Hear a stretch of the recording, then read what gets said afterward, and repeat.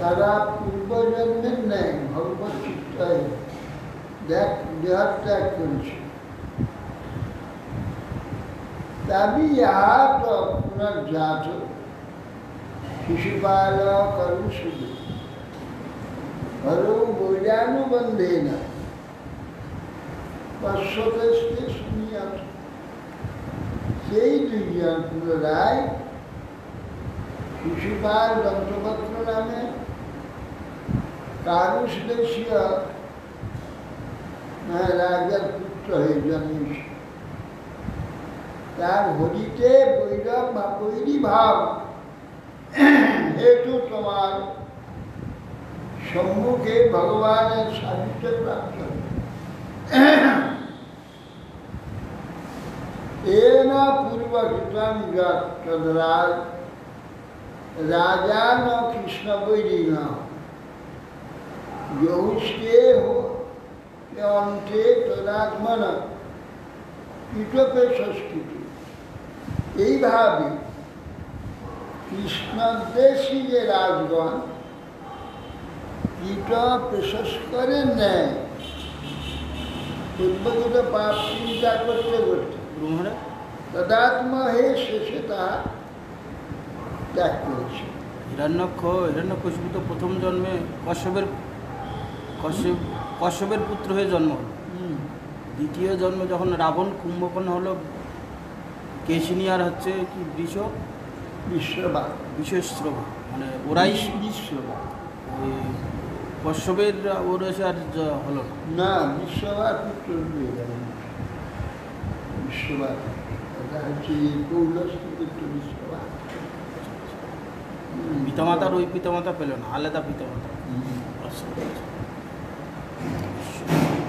এসকার প্রকার যেমন সে চিন্তা করতে করতে সেই কুসংস্কার পূজের সারূপ্য পেয়ে যায়, এরাও সেই প্রকার কৃষ্ণ বিদ্বেষে আবিষ্ট চিন্তা করতে করতে কৃষ্ণ প্রাপ্তি।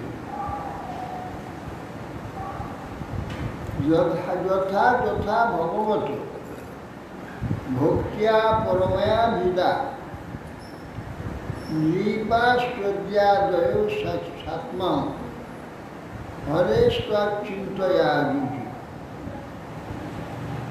ভক্তগণ ভগবানের ব্যবধান শূন্য পরম ভক্তির দ্বারা যেভাবে ভগবান শ্রীহরির প্রাপ্ত হন, তদ্রূপ শিশুপাল প্রভৃতি রাজগণ সীতার চিন্তা করি তার সারূপ্য লাভ করেছে।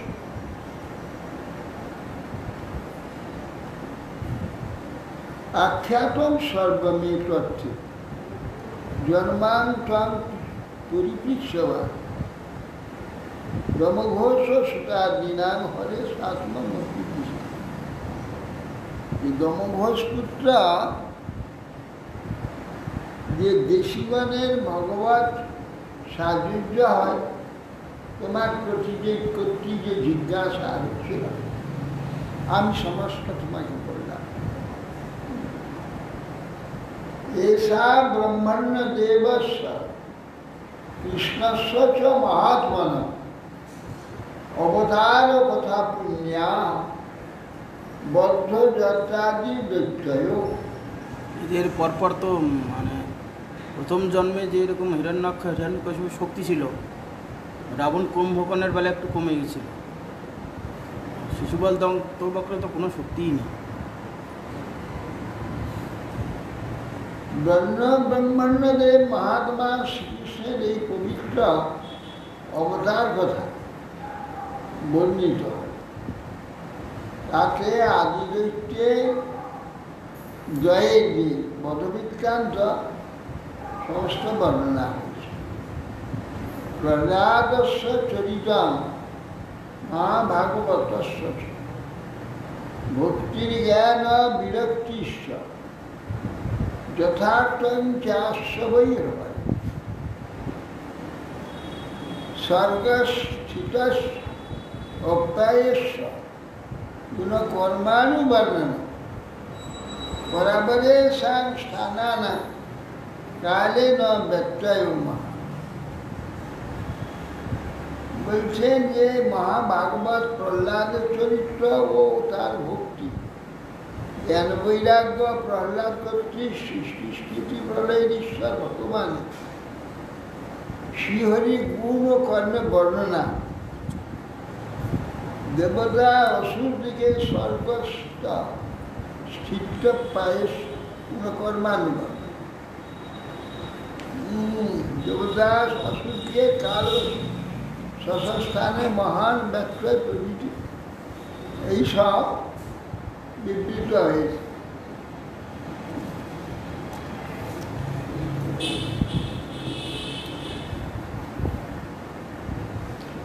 ধর্ম ভাগবতানাঞ্চ ভগবান যেন গম্যাতে আখ্যানে অস্মিন সমান্নাত মধ্যাত্মিকম অশিষ্ট।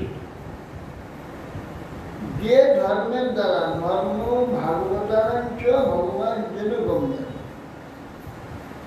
যে ধর্মের দ্বারা ভগবানকে প্রাপ্ত হওয়া যায়, সেই ধর্ম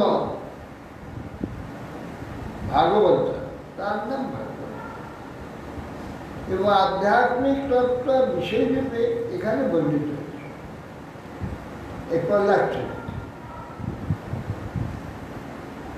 জয়টা পুণ্যম আখ্যান বিষ্ণুর বীর্য প্রবৃহীত কীর্তয়ের শ্রদ্ধায়া সূত্র পরপাশে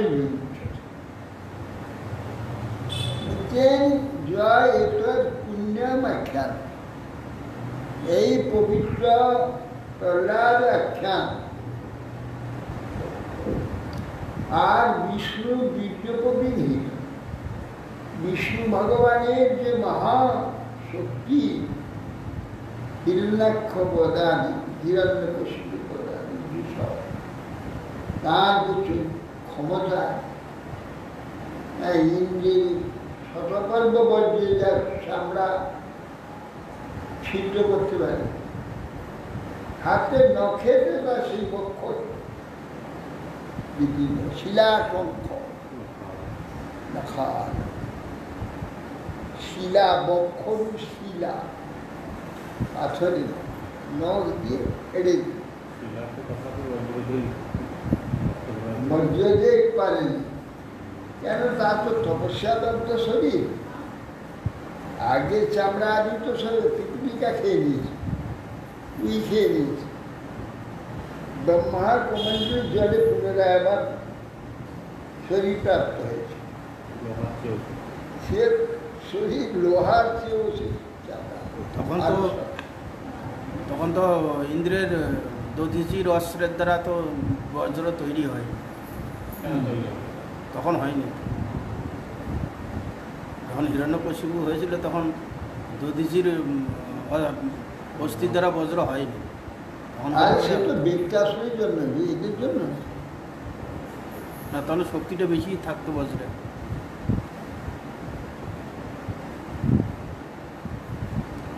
এ জয়েত পুণ্যমাখ্যানে বিষ্ণু বিজয়ীত কীর্তনের শ্রদ্ধয়া, শ্রদ্ধাপূর্বক কীর্তন করবেন এবং শ্রদ্ধাপূর্বক শ্রবণ করবেন।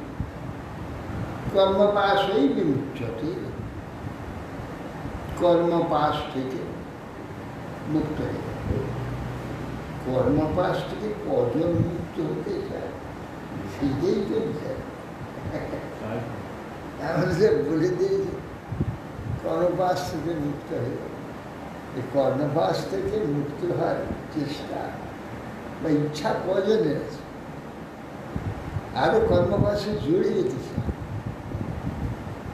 এতে আরো আজকে বেশি বন্দী হয়, তার চেষ্টাই করে।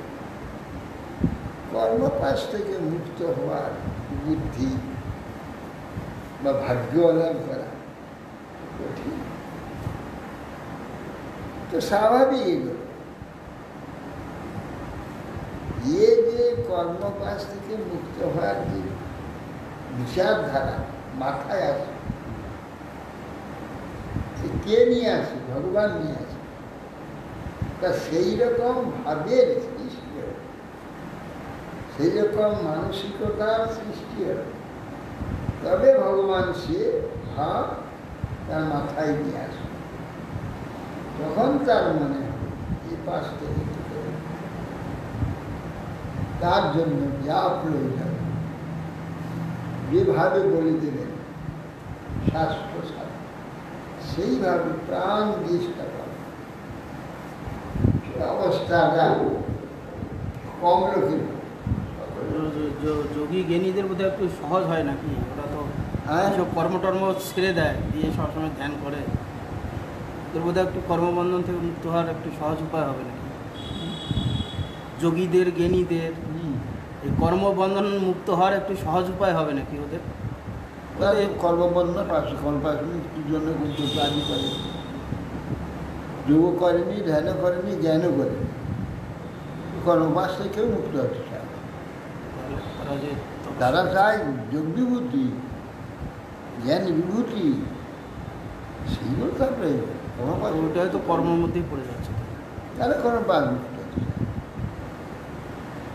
কর্মপাশ মুক্ত হতে চায় যারা, তারা কিছু জ্ঞানী আছে যারা কর্মপাশ মুক্ত হতে চায়, তারা মুক্তই ব্রহ্ম নির্বাণ। যোগীরা প্রায় সব বিভূতিমান।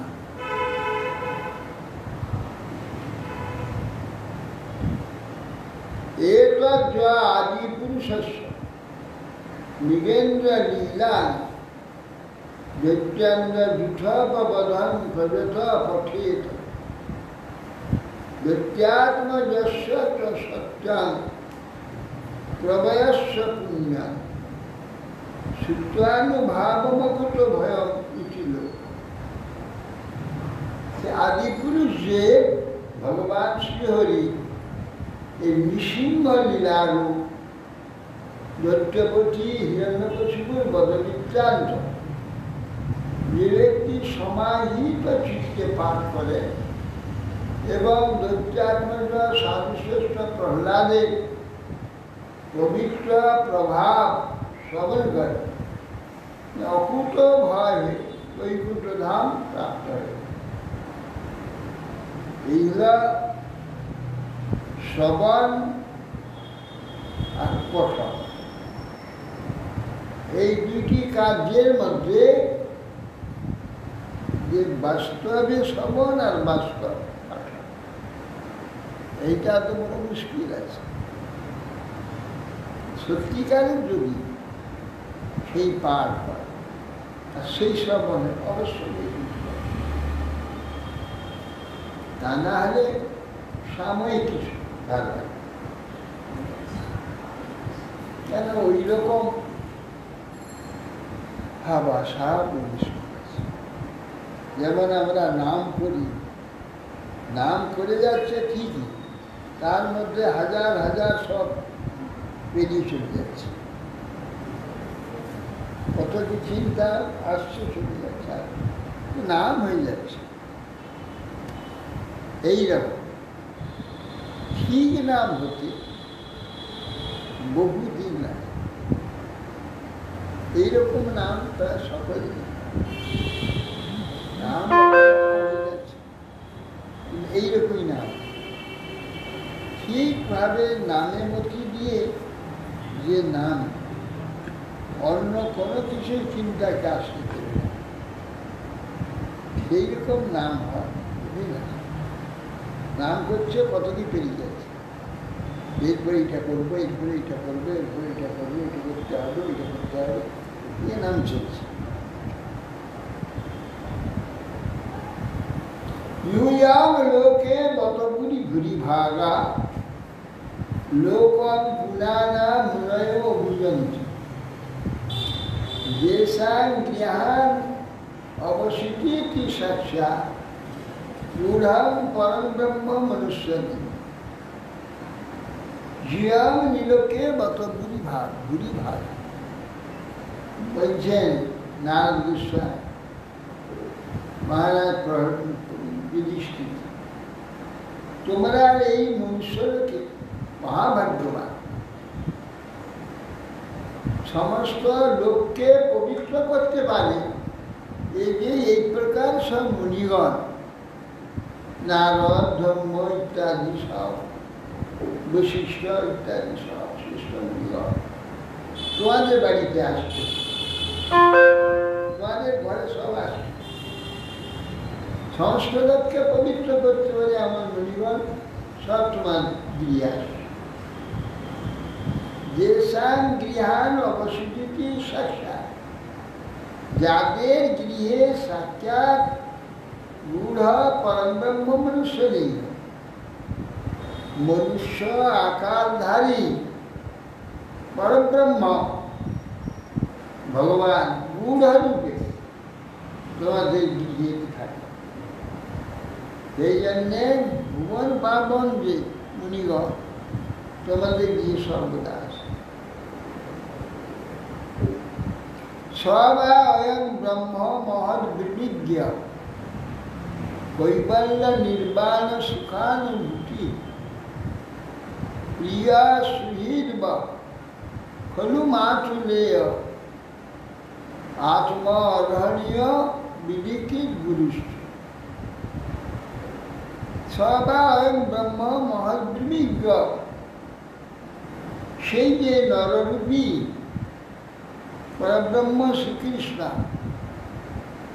নিরুপাধিক পরমানন্দ অনুভব স্বরূপ ভগবান, মহাজনগণের অন্বেষণই আসে।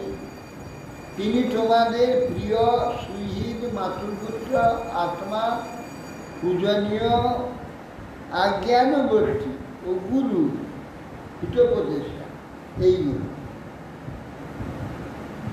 ভগবান মনুষ্য আকার ধার, তিনি তোমাদের এইরকম প্রিয় সুহৃদ মাতৃপুত্র, আত্মা, পূজনীয়, আজ্ঞানুবর্তী, দূত, হিতোপদেষ্টা, সব কিছু। না যস্য সাক্ষাৎ ভবপদ্মজাত ভক্তপ সমেন পূজিত প্রসিদ্ধতাম নিশ শাক্ততাম। ব্রহ্মা মহাদেব আদি তত্ত্ব যথার্থ রূপে বর্ণনা করতে পারেন নাই। সাক্ষাৎ ভব,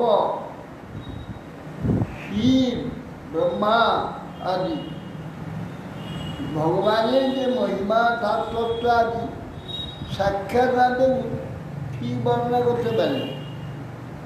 মৌনব্রত ভক্তি উপাসন দ্বারা পূজিত সেই ভক্ত পালক শ্রীকৃষ্ণ আমাদের প্রতি প্রসন্ন হন। জয়েশ ভগবান বেতনত বৃহৎ নিজস পুরা রুদ্রস্ব দেবস্ব ময়নানন্ত মায়িনা অনন্ত মাবি, যে ময়দান দ্বারা রচিত ত্রিপুর, যেটা নাকি ভগবান রুদ্রের যশ নষ্ট করছে, সেই যশ শেষ ভগবান বেতন বৃহৎ, সেই যশ নষ্ট হচ্ছে, ভগবান সেইটা আবার পুনরুদ্ধার করে দিয়ে রুদ্রের যশ পুনরুদ্ধার করে।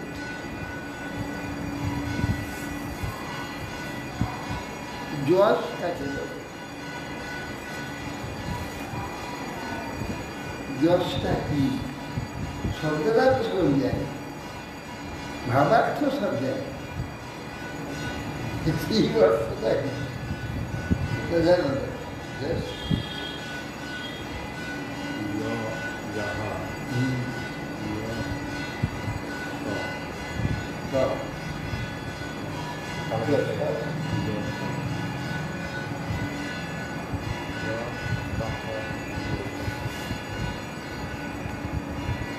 ভগবানের যশ একটা ঐশ্বর্য না, যশ আমরা তো মামুলি সব ভাবার্থ না, বাস্তব অর্থটা জানতে হবে। য মানে যেই যিনি, স শব্দ হচ্ছে তার বেশি।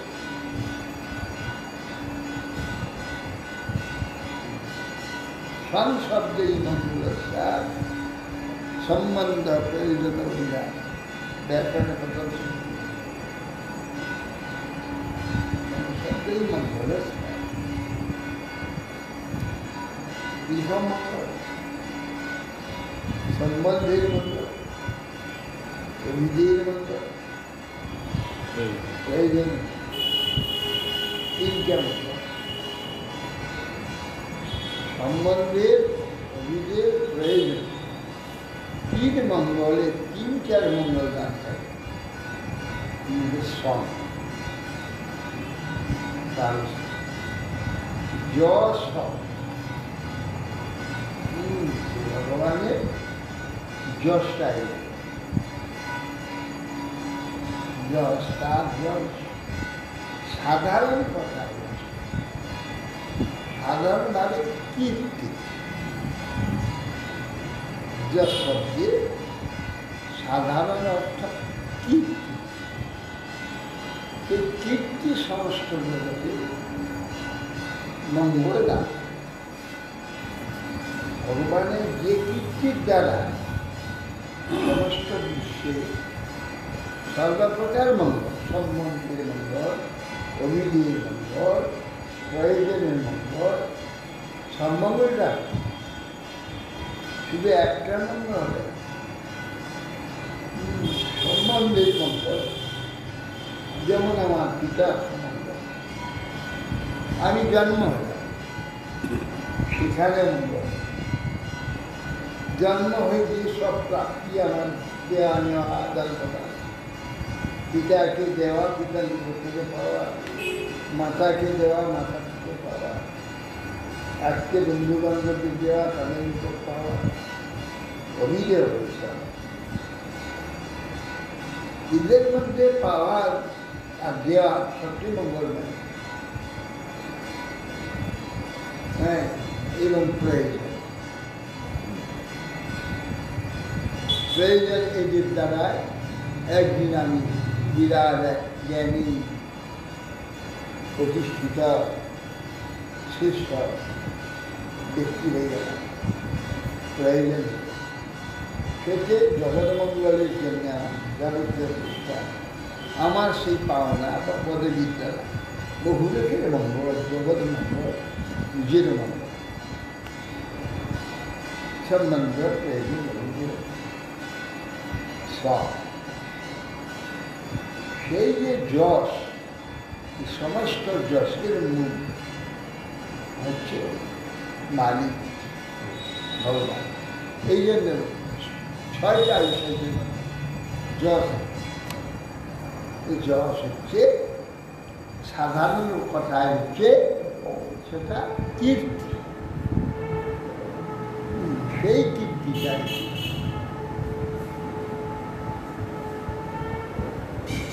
যশ যশ যশ যশ বলি। যশ মানে এখানে প্রশংসা, লোকে খুব প্রশংসা করে, এরকম খুব ভালো, খুব ভালো, খুব ভালো করেছে, ভালো খেলেছে, ভালো বলেছে, এসব সম্মান দেয়। এটা আসল যশের এটা।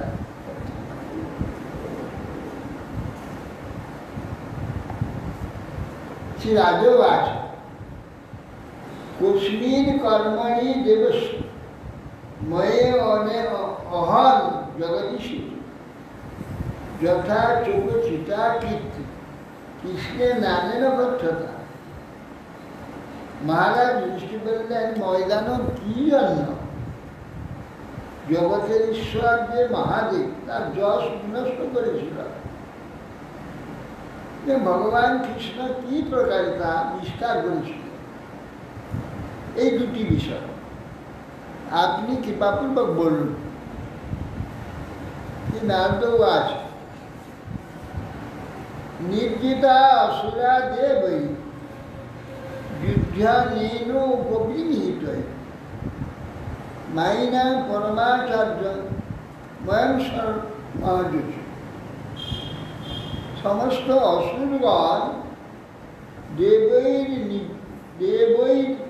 যুদ্ধের উপবৃহিত, যুদ্ধের দ্বারা দেবতাগণ বর্ধিত হয়, সমস্ত অসুরগণকে নির্জিত করেছিল, তাদের সব পরাজিত করেছে। মাইনা পরমাচার্য সেই যে মহামাই যে ময়দান, সকলে ভীত হয়ে তার যে শরণাপন্ন, তুমি একটা কিছু ব্যবস্থা করো, আমাদের যেভাবে দেবতা পরাজিত করে আমাদের নির্জিত করছে, তুমি কিছু একটা করো যাতে আমাদের রক্ষা।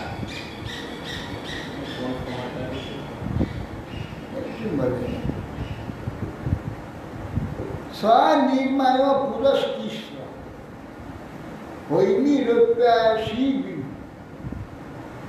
দুর্লক্ষায়া সংযোগ দুর্বিতর্ক পরিচ্ছদা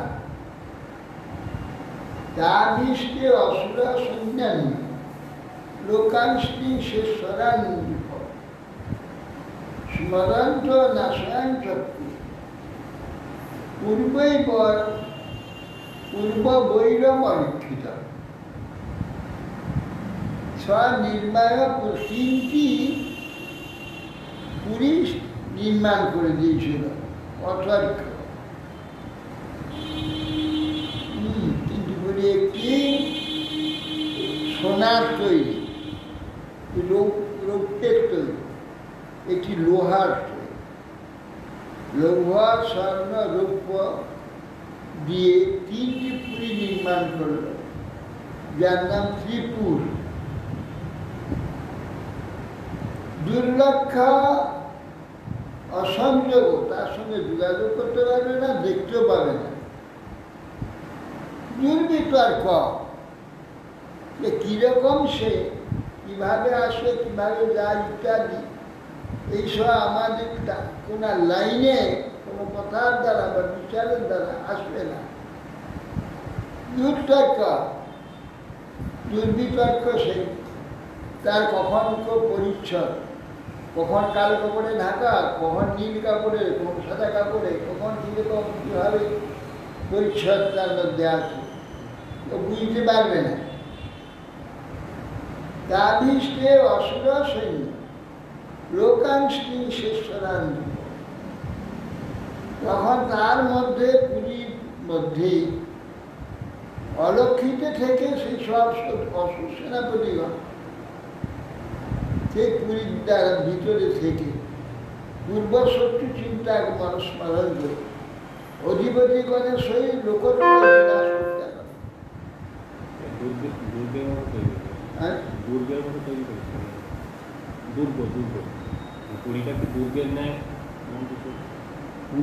আকাশে ঘুরে বেড়ায় বিমান, ইচ্ছা মতন উড়ে গিয়ে একটা গ্রামে পড়ে যাবে। কথাকে বলে কোথায় আসছে, কিভাবে আসছে, কি তার তর্ক করে পাওয়া যাবে।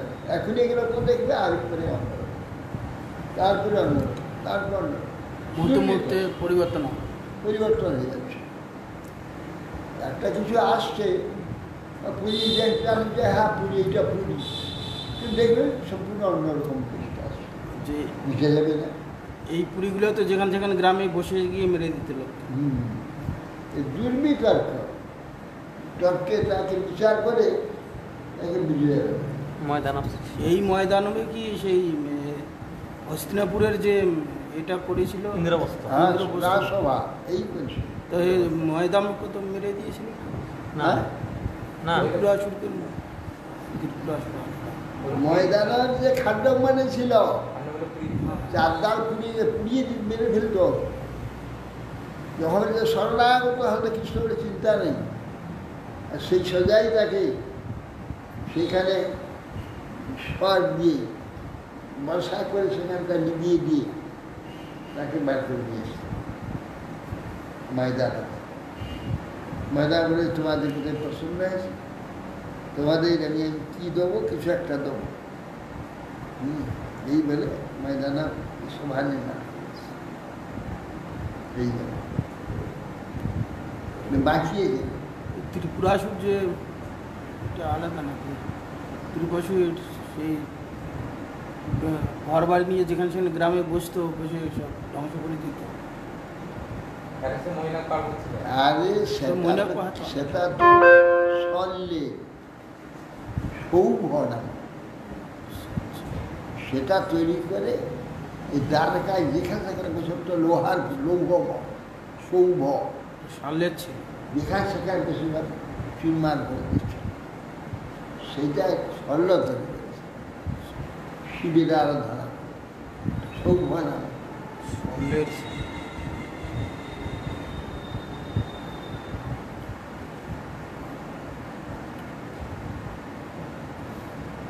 লোকাশ্রী শেষরানি স্বরন্ত্র নাশঞ্চ পূর্ব শত্রুতা চিন্তা করে এই তিন লোকের যেখান সেখান সব ধ্বংস করতে আরম্ভ। ততস্থে শেষরা লোকা উপসাদ্যেশ্বরন্নতা ত্রাহীন স্তাবকাং দেব বিনষ্টাং ত্রিপুরালয়। এই ত্রিপুরের দ্বারা বিনাশিত আমরা এই বলে সমস্ত লোকপালগণ ত্রিপুরবাসী অসুরের দ্বারা বিনষ্ট পারবে, সেই সব আমাদের রক্ষা করুন বলে শরণাগত হল মহাদেবের কাছে, শিবের কাছে যে শরণ, আপনি আমাদের রক্ষা করুন, এই সব আমাদের ধ্বংস করুন। অথা অনুগৃহ্য ভগবান মা ভৈষ্ণী সুরান্বী শরং ধনুষী সন্ধ্যায় পুরেশু অষ্টং বমিঞ্চ।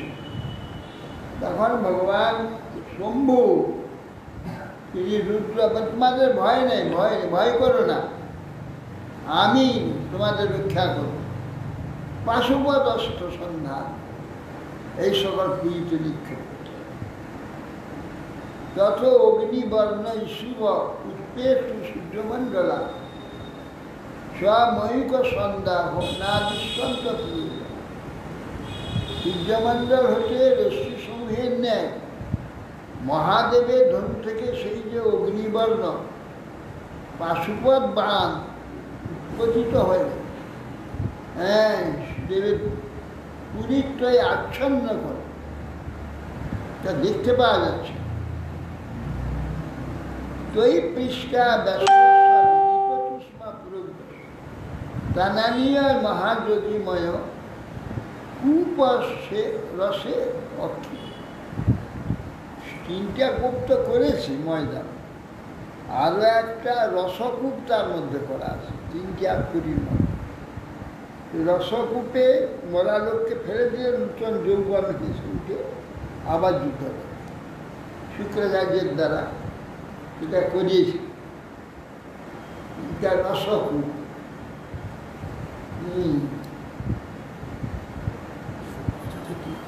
মরা লোককে বাঁচিয়ে দিচ্ছে, কি ক্ষমতা রে বাবা। সিদ্ধামৃত রসস্পৃষ্ট বজ্রসার মহৌজস উত্তরস্থুর মেঘ উত্তরস্থুর মেঘদলনা বৈদ্যুতা ইব বন্যা। সিদ্ধ রসিত যখন যে অসুরগুলো সম্বরে পড়ে যাচ্ছে তাদের নিয়ে সেই রসকূপে ফেলে দিল। বজ্রসার অঙ্গ মহাবল স্বর অগ্নির ন্যায় বা গায়ের বর্ণ মেঘ ভেদি বিদ্যুতের ন্যায় সব উদ্যত হয়ে যাচ্ছে। এই আবার কি যুদ্ধ করছে? বিলক্ষ ভগ্ন সংকল্প বিমনস্ক বিশুদ্ধ তদায়ং ভগবান বিষ্ণু তত্ত্বপায় প্রকল্প। শিবি তো দেখছে যত লোক যত অসুর মারছে, সব অসুর বেঁচে আবার বিদ্যুতের ন্যায় একদম সে আক্রমণ। শিব কত যুদ্ধ করে করে হাইরান হয়ে যাচ্ছে, মেরে মেরে হাইরান হয়ে যাচ্ছে, মারছে আবার বেশি আছে। এখন অন্য বিমনস্ক হয়ে পড়লেন, কি করি কিছু উপায় পাচ্ছে না, ভগবান শ্রীহরি তখন চিন্তা করে বেদ শিবের তো মহা মুশকিল হয়ে যাবে। বর্ষা আসি তদা ব্রহ্ম স্বয়ং বিষ্ণু রয়ন হি গো বিশ্বা ত্রিপুরাঙ্কার রসকূপম বিচঙ্গ। ব্রহ্মাকে বললেন শ্রীকৃষ্ণকে বর্ষ হয়ে যাও, নিজেকে গাই হয়ে গেল, গায়ে কূপেতে গিয়ে বসে। সেই কূপেতে গিয়ে দুজন মিলে চোঁ চোঁ করে সেই রস খেতে হবে। অসুরা দাঁড়িয়ে দেখছি,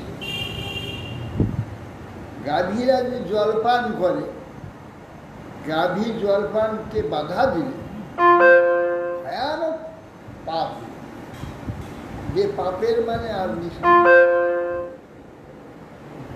সে কত জন্ম এখন পিপাসায় ছটফট করে জল পাবে রেখে মহাদুঃখে। আর গাভীকে জলপান করালে মহাসুখ প্রাপ্ত, মহা ঐশ্বর্য সম্পদ প্রাপ্ত গাভীকে যদি জলপান।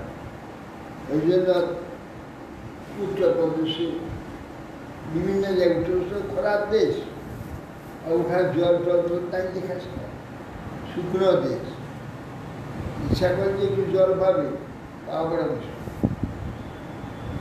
ওই জন্য সে নিয়ম আছে, অতিথি সব পৌঁছালেই 1 গ্লাস জল নিয়ে যাবে।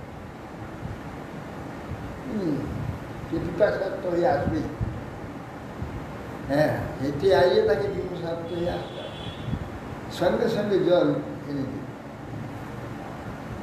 সমস্ত উত্তরপ্রদেশ, রাজস্থান, সেই জন্যে জলদানের ব্যবস্থা, জল সত্য মাঝে মাঝে রাস্তা জলদান। এখানে মারারি এখন ওরা জল খাচ্ছে, এখন কি করে গাভী আর বৎস। অসুরকান্ত ইচ্ছা করলে দেখতে পাতে যে ব্রহ্মা আর বিষ্ণু, তো এদের কি করে না বলবে, বাধা দেবে, যাবে না। আর ভগবানের মায়া আছে, ভগবান নিজেই গাভী হয়েছেন, তার একটা মায়া মোহ মোহিত করেছে।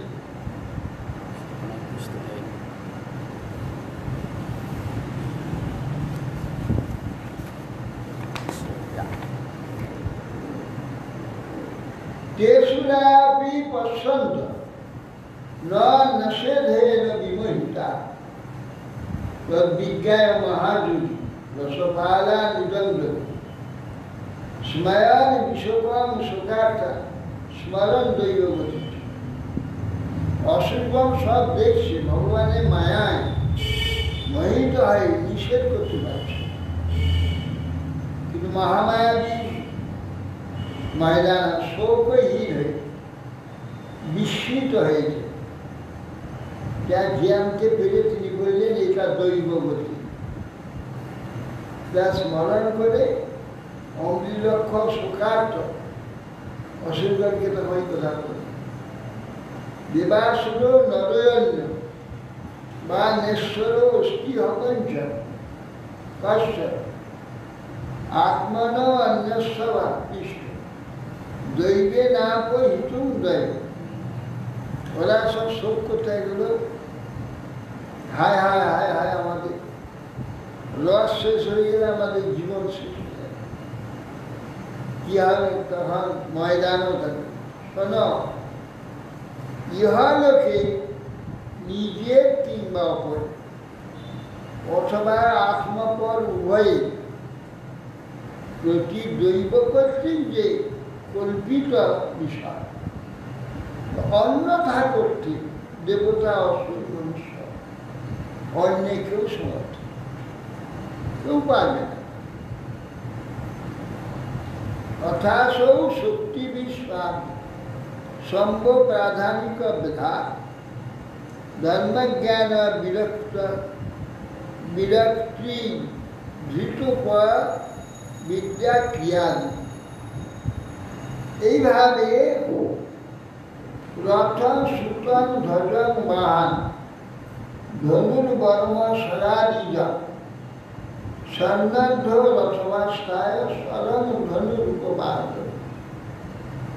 তখন সঙ্গে সঙ্গে নিজ শক্তি ও ধর্মজ্ঞান, বৈরাগ্য, ঐশ্বর্য, তপস্যা, বিদ্যা, ক্রিয়া এর দ্বারা মহাদেবের সংগ্রাম সাধন যে সব রথ, সারথি, ধ্বজ, অস্ত্র, ধনু, বর্ম, বাণ প্রভৃতি প্রস্তুত করে দিলেন ভগবান। মহাদেব সেই কর্মের দ্বারা সজ্জিত রথে আরোহণ পূর্বক ধনুর্বাণ গ্রহণ করেন। ভগবান যুদ্ধ করার জন্য মহাদেবকে এইসব তৈরি করে এমনই দাঁড়িয়েছে শিবের পক্ষে করছেন, একা শিবের পক্ষে ব্রহ্মা বিষ্ণু দুজন এসে এইসব সাজিয়ে বুঝিয়ে দিচ্ছে।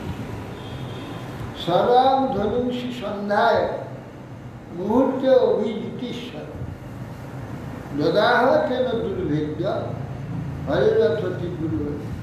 শিবের যুদ্ধ করা দেখা যায়, এই বিষ্ণুর যুদ্ধ করা দেখা যায়। অনন্তার শক্তিমান যে হর নিজ ধনুতে সন্ধান করে, ঠিক অভিজিৎ মুহূর্ত হচ্ছে মধ্যাহ্নে এই দুর্ভেদ্য অসুর পুরত্রয়কে ভস্মসাৎ করে। ব্রহ্মা বোধহয় এই পর্যন্ত কারোর সঙ্গে যুদ্ধ করেনি না? হ্যাঁ, ব্রহ্মা কারোর সঙ্গে বোধহয় যুদ্ধ করেনি। না, শান্ত ব্রহ্মাই একমাত্র শান্ত। তার নিজস্ব সৃষ্টি দিয়ে তার সঙ্গে যুদ্ধ কি করবো, ব্রহ্মা সৃষ্টি করেছে। ব্রহ্মা বিষ্ণু করেছেন, একবার যুদ্ধ করেছিলেন বিষ্ণুর সঙ্গে। ব্রহ্মা বিষ্ণু দুজন যুদ্ধ করেছে শিবের সঙ্গে কৃষ্ণের যুদ্ধ হয়েছে। সৃষ্টির আদিতে, তখন সৃষ্টি হয়নি, কি নিয়ে? তার আগে দুজনে লড়াই করেছে। কি নিয়ে? বিষ্ণু তো শয়ন করে রয়েছে, মানে মূল সৃষ্টি তো না, মাঝে কল্পান্ত, আবার কল্প আরম্ভ হয়েছে। সেই সময় বিষ্ণু শয়ন করে আছে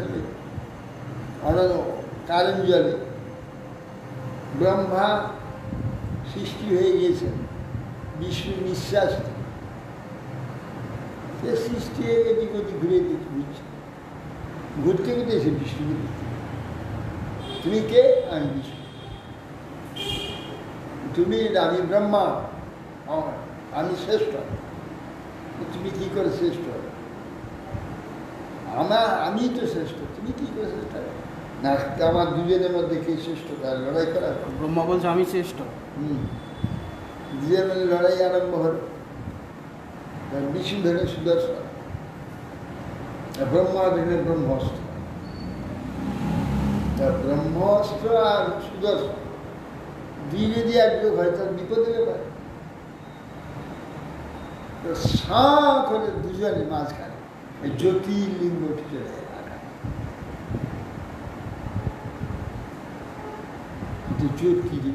সেটা তো সেই শিব চতুর্দশীর সময় হয়েছিল। সেইটা তখনই বলে, আচ্ছা জ্যোতির্লিঙ্গটা দেখতে হবে কি?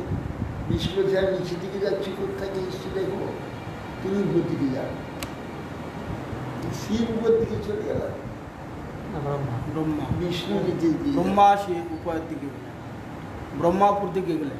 শিব বলছে, ব্রহ্মা চলে গেল উপর দিকে, বিষ্ণু নিচে দিকে। ব্রহ্মা যাচ্ছে যাচ্ছে শেষ অনন্ত লিঙ্গ, সেই সৃষ্টি তো শেষ নাই, ও তো শেষ ফিরে পেল না। ফিরে আমার সাথে দেখলাম শ্বেতকেতু, যে শ্বেতকেতু একটা কেতকী ফুল আসে, বলে আচ্ছা ও মাথাটা কত দূরে? বলে এই কাছে। না তাহলে আর আমি যাবো না, তুমি তাহলে বলে দিও তাহলে বিষ্ণুকে যে আমি দেখে এসেছি মাথাটা, বলবে? বলে হা হা বলবে। ফিরে এলো বিষ্ণু, তো বহুদূর গিয়ে চল পেল না। কেন? অনন্ত বিশ্বব্রহ্মাণ্ড যে ভগবান, তার দৃষ্টি তা শেষ করতে পারবে। তখন সেই ফিরে আস, তখন ব্রহ্মা বলছেন যে বিষ্ণু বলছে, তা তুমি শেষ দেখে এসছো? হ্যাঁ দেখে এসছো। দেখে এসছো প্রমাণ কি? এই ক্ষেত্রে কি পুষ্প, এই আমার সাক্ষী দেখে কেটে গেছো? হ্যাঁ হ্যাঁ এই দেখে, কিন্তু আমি কিছু দেখতে পাইনি, অন্ত পাইনি। যা ক্রোধ গর্জন করে শিব প্রকাশ, শিব প্রকাশ মুরাম এই 5 আঙুল দিয়ে 5টা মাথা মাথাকে ছিঁড়ে, মিথ্যাবাদী মিথ্যাবাদী, তুই মিথ্যা কথা বলবি দেখনি, আর এই কেউ থেকে পুষ্প কখনো আমার পূজা লাগবে না, আর তুমি অপূজ্য থাকবে, তোমার কেউ পূজা করবে, তোমার কবচ থাকবে, সব থাকবে। বলতে এই বিষ্ণু সর্বপূজ্য হবে, বিষ্ণুই সকলে আরাধ্য হবে, সত্যস্বর। আজকে এইটার নাম হবে শিবরাত্রি, এই সময়টা মানে শিব জ্ঞান। এই জন্য বসন্তকাল সৃষ্টি আরম্ভ, বসন্তকাল। আর চতুর্দশ লোক নির্মাণ হয়েছে, চতুর্দশ, এই জন্য শিবরাত্রি বসন্তকালে রাত্রি চতুর্দশ।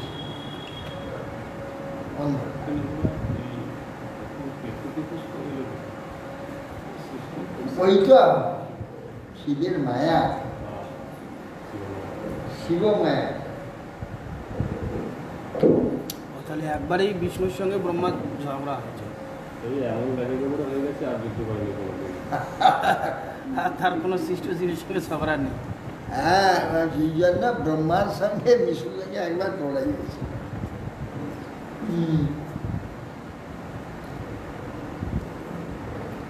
দিদি দুন্দু ভয় নেদ বিমান শতসংকুলা দেবশ্রী পিতৃষদ সিদ্ধেশা জয়তি কুসুমৎকারে প্রভাতিরাম জগুর শিষ্টা রণিতুষ্টাপসরা গানা।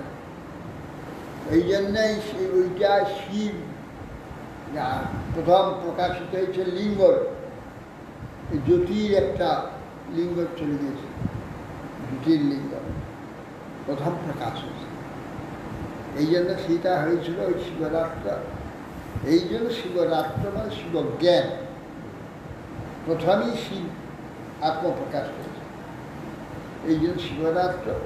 আর শিব বলেন এই শিবরাত্র ব্রত যারা করবে তারা আমার অশেষ কৃপা লাভ।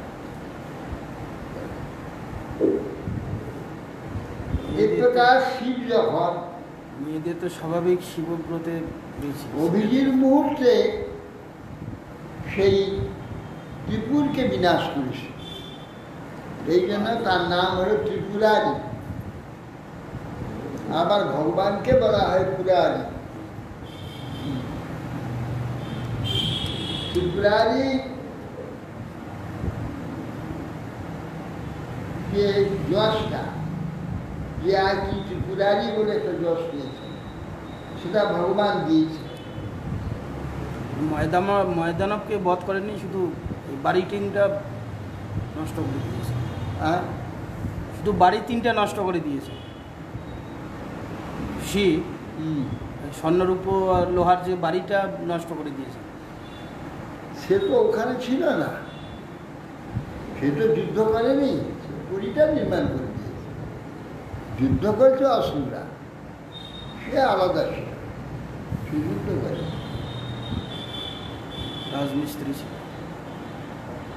তখন আকাশে দুন্দুবি দ্বিধার হতে লাগলো, শত শত বিমান আকাশে ভরে গেল, দেবতাগণ শত শত সিদ্ধ ঋষি সিদ্ধেশ জয়ধ্বনি এবং পুষ্পবর্ষা অবাক হিরণ করে ত্রিপুরারি শিবের প্রশংসা করতে লাগলেন, অপ্সরা নৃত্য করতে লাগলেন, গন্ধর্বগণ শিব মহিমা কীর্তন করতে লাগলেন।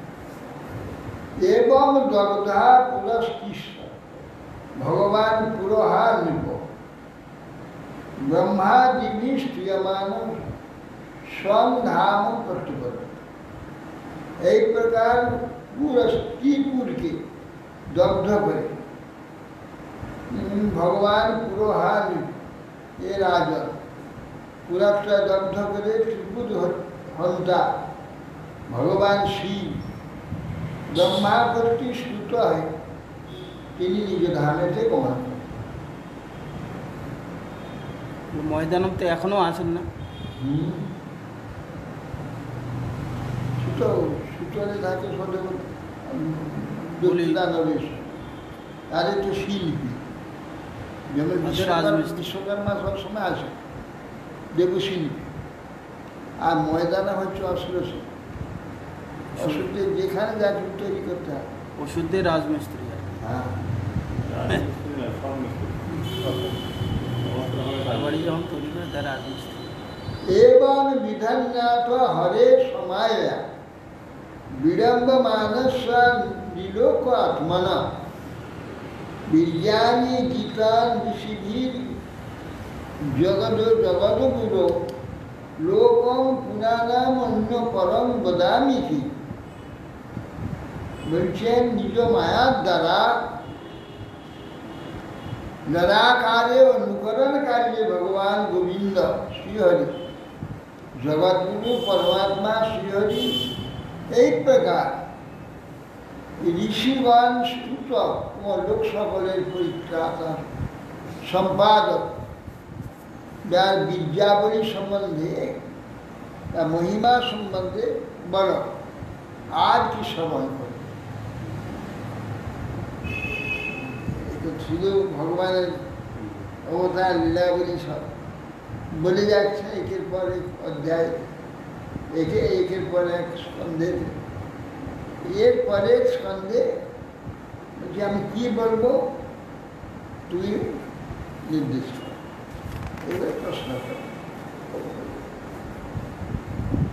শিখোবাচ শ্রুত্বা ইহিতং সাধু সভাবিত মহত্তমাগ্রহ্য অনুক্রমাত্মন যুধিষ্ঠির দৈত্যপতির উদাহৃত প্রপচ্ছ ভূয়স্তনং স্বামী।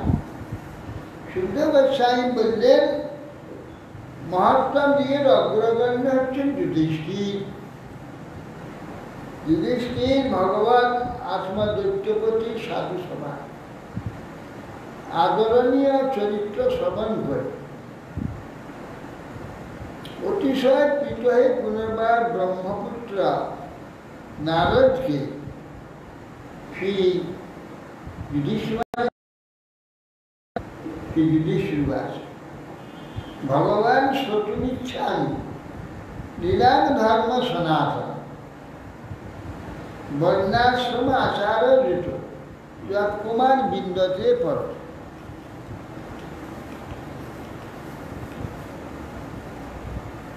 যুধিষ্ঠির মহারাজ বলছেন হে ভগবান আপনার নিকট একটি শুনতে ইচ্ছা করছে, তিনি সনাতন ধর্ম সম্বন্ধে কি শুনতে চান। এই সনাতন ধর্ম হচ্ছে সনাতন শব্দার্থ নিত্য, সনাতন বিস্তার, সর্বদা যে ধর্ম বিস্তৃত হচ্ছে। সনাতন ধর্ম হচ্ছে আত্মধর্ম, সনাতন ধর্ম। আর জগতে সমস্ত যত ধর্ম আছে লোক ধর্ম, লোক দ্বারা কল্পিত হয়েছে। কেবল একমাত্র ধর্ম এখানে বিশ্বে সনাতন। সনাতন ধর্ম হচ্ছে আত্মসম্বন্ধ, চিৎ সম্বন্ধ, চেতন সম্বন্ধ। কেন সদা বিস্তৃত জগতে লোকধর্ম তো আর বিস্তৃত হয়নি, ধর্ম কমতে থাকে আর বিকৃত হতে থাকে। এ ধর্ম নিরন্তর বাড়তে থাকে। কীরকম? যেমন দেখা যায় একটা কিছু জন্ম হলো কোনো জীব, তার জন্ম থেকে তার ধীরে ধীরে সেই জীবকে বিস্তার করে বেড়েই যাচ্ছে, শেষ পর্যন্ত বাড়তেই থাকে। চেতন কেবলই সে বৃদ্ধি পাবে। যেমন জ্ঞান, একটা শিশু কিচ্ছু জানে না, সেই রকম ধীরে ধীরে ধীরে ধীরে ধীরে ধীরে বিশাল জ্ঞানী হয়ে যাবে। বিশাল জ্ঞানটা এই বিশ্বকে জ্ঞান দিতে হবে। এইরকম কেন এই জিনিস কেবল বাড়বে, কমবে না, কেবল বাড়তে থাকে। এই জন্যে সদা তন, সদা বর্ধিত, সদা বাড়তে, এই জন্য সনাতন। আমি মনুষ্যগণের যে ধর্ম, মূল ধর্ম হচ্ছে সনাতন। চেতনের ধর্মটাই হচ্ছে মূল। চেতনের যে ধর্ম, সেই ধর্মতে পৌঁছাবার জন্যে এই সমস্ত লোকধর্ম থেকে নিজেকে সরাতে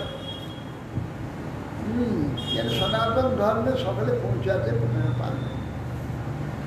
কেন? লোকধর্মেতে সকলে ডুবে আছে প্রথম থেকে। লোকধর্মেতে এই সমাজ গঠিত হয়েছে, সেই সমাজকে লোকধর্ম থেকে সরিয়ে সনাতন ধর্মে নিয়ে আসে। এবার কঠিন জিনিস, সকলে বুঝতেও পারে না, জানতেও পারে না।